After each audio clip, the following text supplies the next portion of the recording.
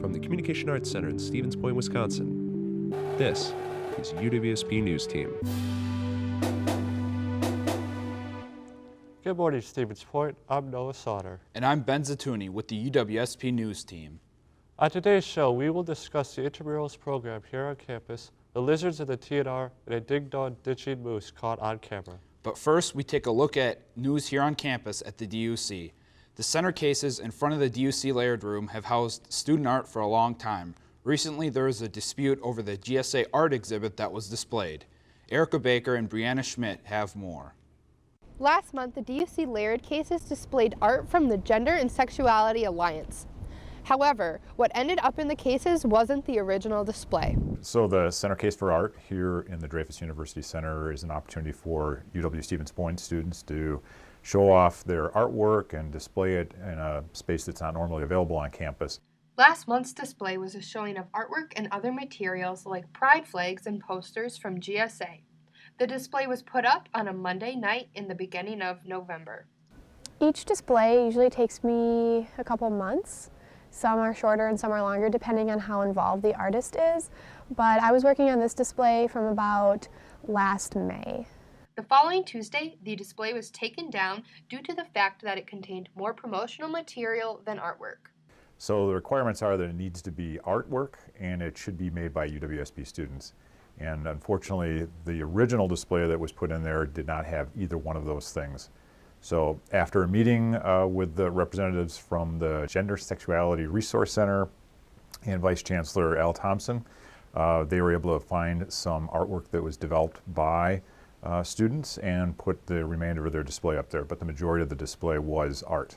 Despite short notice, Kraft was able to fill the center cases up with student artwork with the help of GSA. Since the promotional material was removed and the educational material, which was the bulk of the exhibit, I ended up, since Kate already knew in GSA, we put out like a mass call to students, especially in GSA, and since there was a lot of controversy about the issue already, it sparked a lot of interest to make art. So I actually was inundated with art afterwards. This has been Erica Baker and Brianna Schmidt for the UWSP News Team. Despite the misunderstanding, Case was still able to fill the display case with GSA artwork. Committee members at the University of Wisconsin-Stevens Point are working to create new guidelines regarding freedom of expression to ensure the safety and positivity on the UW campus. UWSP has played host to recent protest groups using their freedom of expression to endorse their views. This spontaneous activity has University Affairs Committee reworking guidelines on academic freedoms of expression. The region policy on freedom of expression has undergone revisions in the past, but the policy is actively being worked on. Freedom of expression is encouraged from students and visitors at UWSP, but the Affairs Committee is working on answering questions on what happens when people violate the freedoms. Spontaneous activities like protests will still be able to take place under the policy. However, they cannot disrupt campus life or the functioning of UWSP. Students were surprised by the group's appearances on campus. SGA and the Dean of Students have been working closely with University Affairs to inform the UWSP campus about the steps being taken to continue campus life as normal. For more information, contact the SGA President or Dean of Students. How often do you go to the bookstore? The place that has everything a pointer needs might be in jeopardy due to budget cuts. Michael Wengen and Noah Sauter have more on the story. Many students know the university store as everything a pointer needs, but they may not be aware of how important it is to all those on campus. The university store and text rental are UWSP owned and operated, and so we actually control every aspect of the process that occurs in the store. So we sit down with vendors, order the products, make the purchase orders. We receive them in our shipping area, we stock them on the floor, run them through the cash registers. The store has things from textbook rentals and school supplies to pointer apparel and gifts. However, the opportunity to be a part of the university store is key to its success. The university store at UWSP helps students find what they need to be successful because the store runs on the help of students. University Centers has a really strong employment program. For us in the store, we employ usually anywhere from 20 to 25 students a semester. We have 4 student managers, and so they get really great experience working with the hiring process, the disciplining, the offboarding process as well, creating schedules, approving payroll, basically all of the managerial type things that they would get in that position. Recently, the store has had some concerns raised over the possibility of being outsourced due to a budget crisis. It has contributed a lot of money to other areas on campus, so Horn would like to see the support for the store continue. When you spend money at the university store, it's going back into the campus. So that's the fund from which we pay our student employees. This past year we contributed $175,000 to the campus, which is really important, especially right now. So I would just say, if you can come to our events, if you're able to support the university store with your purchases, it is not going into a corporate pocket. It's coming here, it's staying for you. If students do have concerns about the store's future, they should speak up and share why having the university store and text rental benefit them. Come and engage with us and just let your voice be heard if you want this to be something that we continue to maintain. So, our students have a lot of really great goals this year on student government, a lot of things they really want to achieve, but we also need to look at preserving what we have here and what's really, really great. This is Michael Wengen and Noah Sauter for UWSP News Team. There's been no official announcement released by the university on whether or not the bookstore will be subject to potential outsourcing. Coming up after the break, the Sports Zone takes a look at the UWSP swim and dive program and what intramurals could offer to students. We'll be right back. So, I got this new family, and I don't know what it is about this one, but she can't seem to put down that toy all day long. Tap, tap, tap, tap. Oh, and she even talks to it. She talks to that more than she talks to him. What's up, bro? Nice shirt. Who's she talking to? Her mom? She talks to her mom a lot.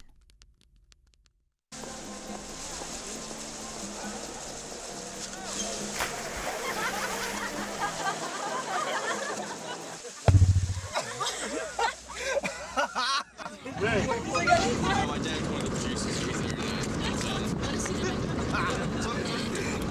this week.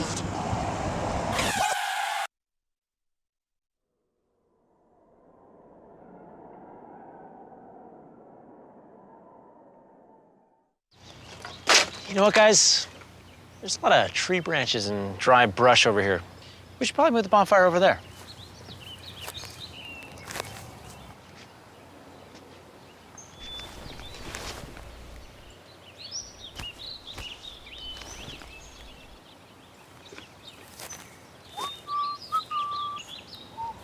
I'm guessing Smokey liked that idea.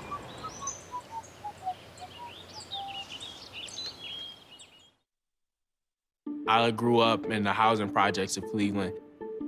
I didn't even know that life could be any better than it was. Education for me has been a way to get away from the agony of what was normal life. I want to be able to impact the community, not just look back on where I came from, but to reach back to where I came from and pull some people up with me. My name is David, and I am your dividend. Welcome back, Stevens Point. It's time for UWSP Sports Zone. This week, we take a look at the UWSP swimming and diving program and the current season. The men's and women's swim and dive team at UW Stevens Point are already halfway through their season. Just recently, the men and women both dominated UW Oshkosh, with the men winning 151-69 and the women cruising with a score of 158-74. For freshmen in their first year of competing in college athletics, it can be a challenge, but there are some positives as well.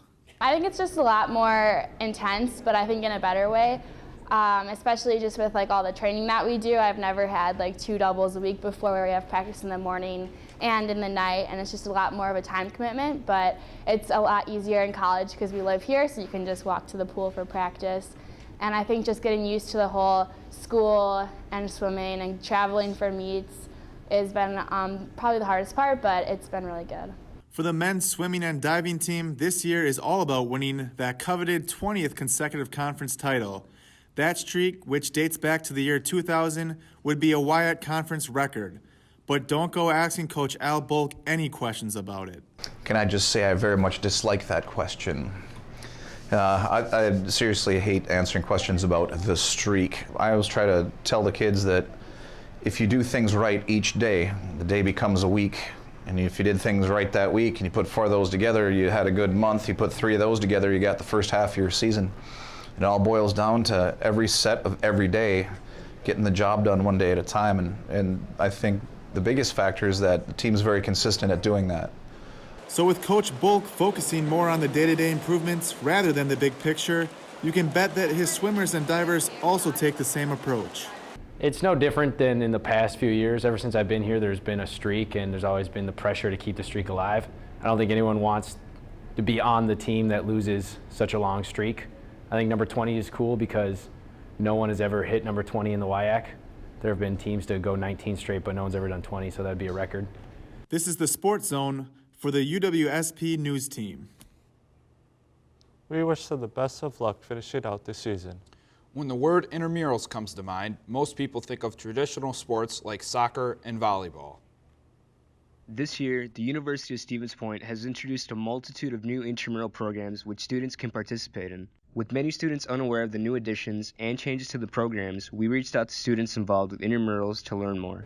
So we have a few additions. We do have log rolling, we have mini golf, we have laser tag, we have curling, and it's a lot of fun, so we want people to do it. Yeah, so when people hear intramurals, they don't really listen to the outdoor rentals part. So it's actually intramurals and outdoor rentals, so we do have rentals that we have to offer for all seasons of the year. We have everything that you would need to go outside. To get a better understanding of intramurals' inner workings, we reached out to the recreational coordinator, Ed Richmonds. Because we offer the way we do, we have a block system. So there's 2 blocks every semester. Each block is about 6 weeks long. So each block, there's block 1 and 2 are this semester in the fall. Blocks 3 and 4 start in the spring semester. We have lots of traditional type sports like basketball and soccer and badminton and volleyball. All those things are, you know, again, more traditional type stuff, but you don't have to. The nice thing about intramurals is you don't have to be the big athlete to participate. We have competitive and non-competitive leagues, you know, leagues just for fun, leagues more competitive for, you know, going for the championship shirt and all that kind of stuff, which a lot of people get in for. It's, you know, we always have something for everyone, so we want to make that known to students that it's open to everybody, and we'd love to see anybody come out and try to play. If you're interested in joining intramurals, or you simply have a couple questions, check out their office at the Health Enhancement Center, or email them at intramurals@uwsp.edu. For your UWSP News Team, this has been Mario Sotomayor and Logan Ingram. If you want to learn more, contact the Health Enhancement Center offices. Coming up after the break, Season's Greetings takes a look at a holiday event Case is putting on and a closer look at how the lizards in the vivarium may lose their home. We'll be right back.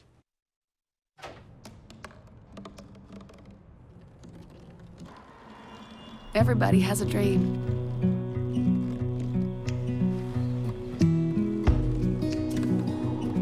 Mine was to see the ocean.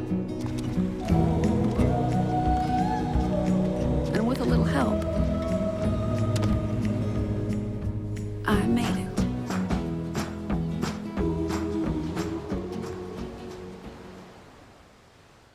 But it would be safe to keep your distance until the secret that makes you smile. Reliable sources say that chicken soup has found their way out of this.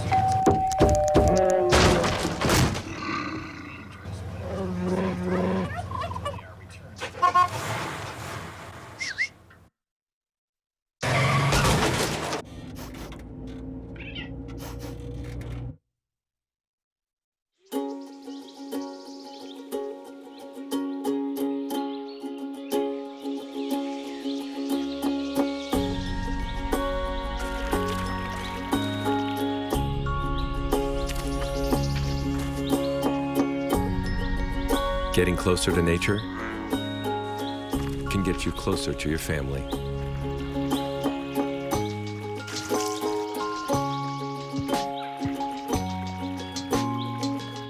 go to discovertheforest.org.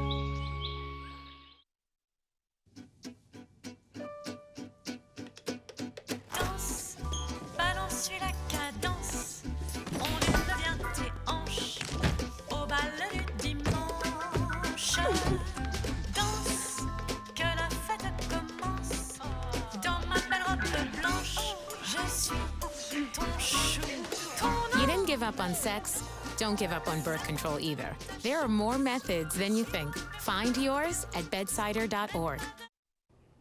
Welcome back. Season's Greetings takes a look at how UWSP celebrated the winter holidays. Season's Greetings, Stevens Point. We're out here at the Winter Wonderland Craft Night to celebrate the upcoming holidays. Centertainment sponsored a craft night for students to get into the holiday spirit, where they were able to make holiday ornaments, snowflakes, and bookmarks for studying. Wonderful. Can you tell me what you created here? I stuck a fake branch in there with some awesome red tinsel and then tried to figure out how much snow to put in. It almost resembles a snow globe. Yes, it does. Many students came to the event to let out some final stress, to create holiday decorations, and to hang out with friends. Just wanted to get out of the dorm and hang out with some awesome friends. Many students are excited about their upcoming holiday traditions. Anything fun planned for Christmas or the holidays? Probably just the usual stuff. I know my family usually likes to drive around and look at the Christmas lights during Christmas Eve. Winter Wonderland Craft Night was one of the many events that Centertainment produced this week, including Breakfast with Santa, Christmas Vacation Movie Night, and 'Tis the Season Cookie Decorating Night. And where'd you get the inspiration for this event? Well, this is one of the events that I'm doing for Centertainment. Obviously, this is out of the Centertainment Productions. It was the middle of, or beginning of December, I should say. I just kind of wanted to do something winter themed. This has been Season's Greetings, UWSP News Team. We hope everyone has a safe and fun winter holiday this year.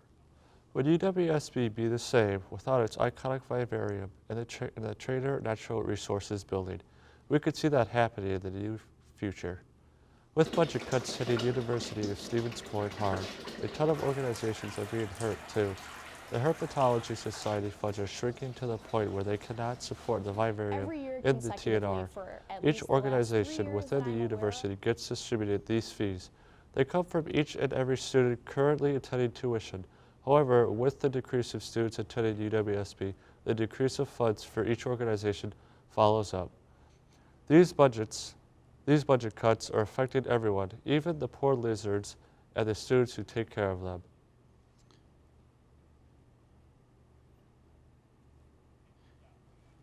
Coming up after the break, a principal put on leave for banning Christmas decorations in school. And a moose caught on camera ringing a doorbell in Alaska. We'll be right back.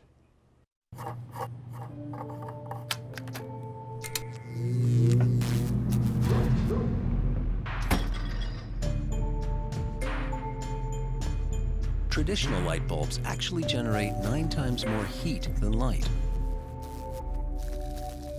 Switch to Energy Star light bulbs, and you'll realize just how much cash you are really burning through. Saving energy saves you money. Learn more at energysavers.gov.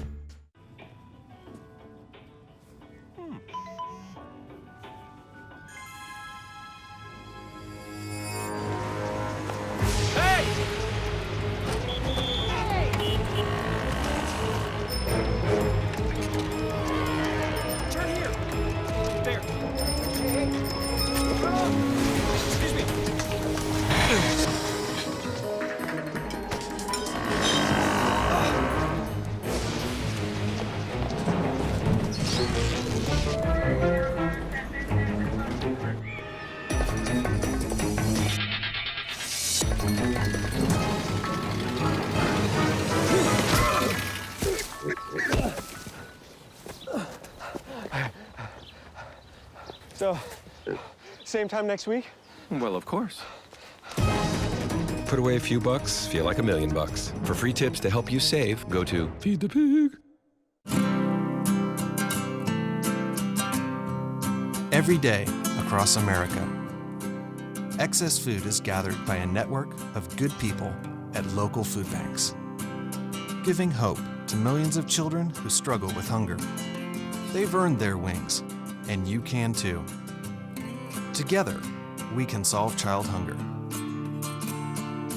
Support Feeding America and your local food bank at feedingamerica.org.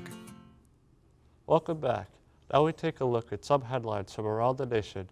An elementary school principal attempted to ban Christmas decorations from her school. Take a look.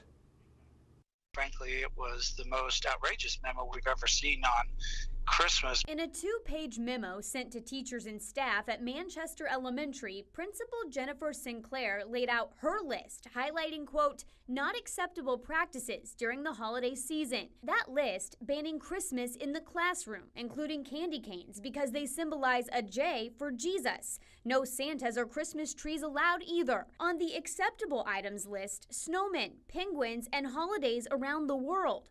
In her memo, Sinclair calls the list inclusive and culturally sensitive to all students, and she signed it, the quote, unintentional Grinch who stole Christmas from Manchester. But for the fact that some school staff got us involved, she would have been the Grinch in Manchester and would have sent a very terrible message to the school district. Matt Staver is the founder of Liberty Council, an organization dedicated to advancing religious freedom. He says the list violates the school district's policy and First Amendment laws. The council sent a letter to administrators last Friday. We were prepared, had the school not responded appropriately, to file suit this week. The Elkhorn School District released a statement saying administration, quote, promptly addressed the issue and the memo does not reflect the policy of Elkhorn Public Schools. A district spokesperson told KETV News Watch 7 the school is receiving a high volume of phone calls from concerned parents and an officer will be present at school in the coming days. An Alaskan trio got quite a surprise when what they first thought to be late-night pranksters turned out to be something far stranger.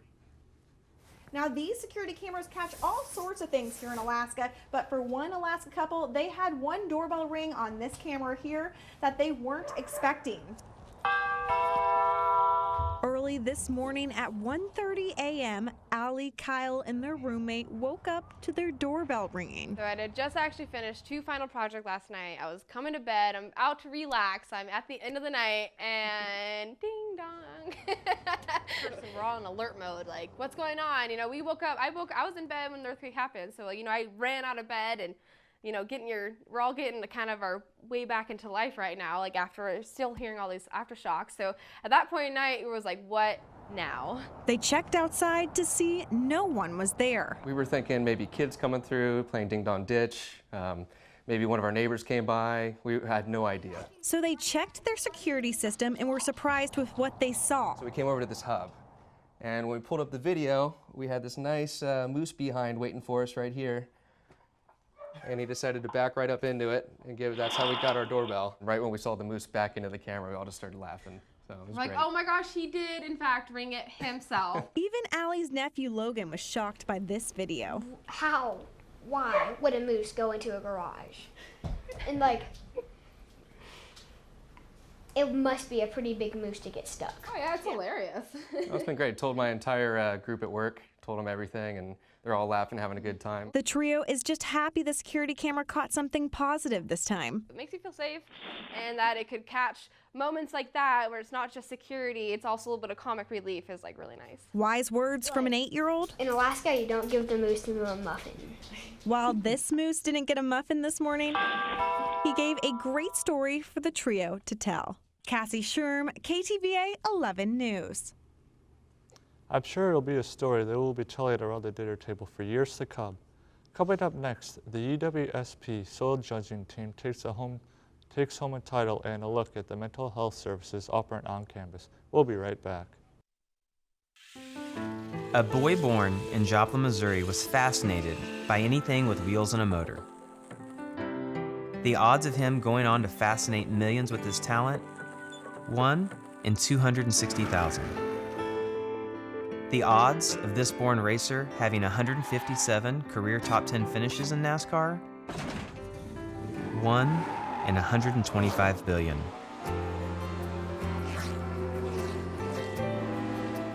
The odds of him winning both the Daytona 500 and the Brickyard 400 in the same year? 1 in 195 million.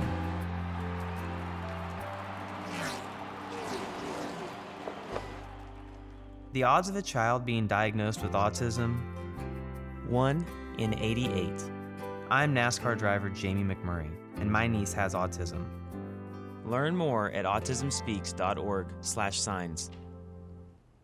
Welcome back. While the School of Natural Resources is obviously a huge presence on campus, a small division of theirs might not be so well known. But for the first time in decades, UWSP's soil judging team has won big and put themselves back on the map. This past October, big things were happening in Platteville, Wisconsin.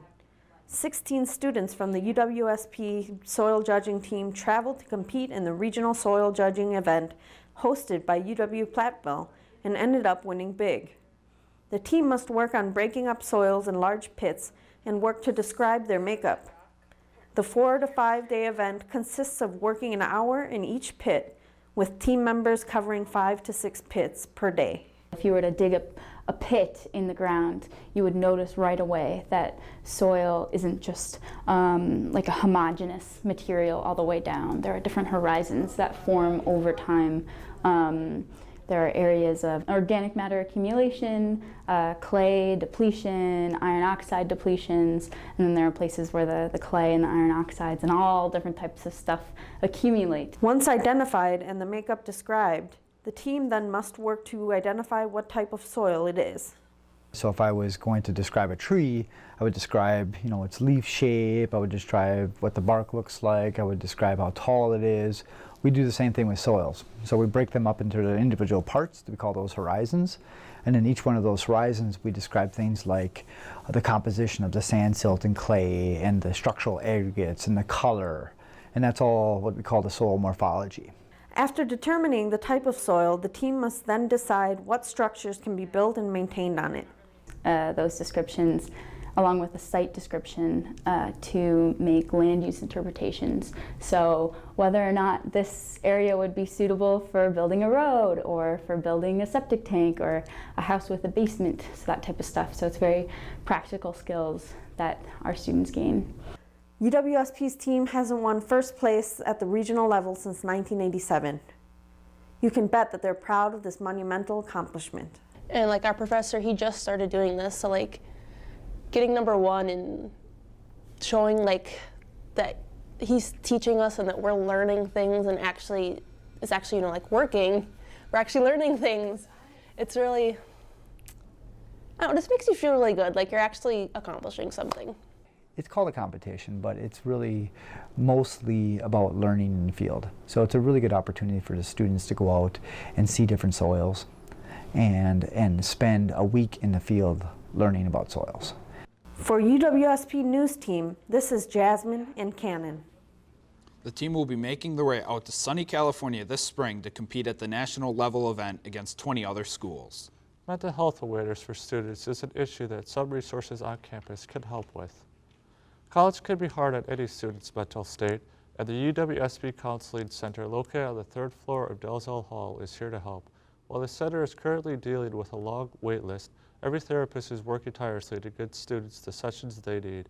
Every person at the center is an incredibly capable psychologist that works on a broad array of problems. If you feel the need to talk to